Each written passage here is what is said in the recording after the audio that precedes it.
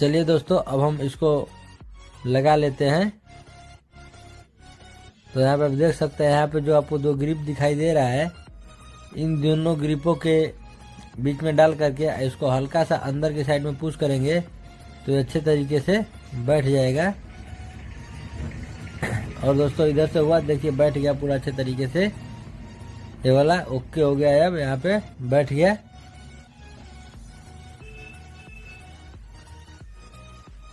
अब जो दोस्तों इसके ऊपर का रोटरी होता है, अब इसको हम लोग लगा लेंगे। ये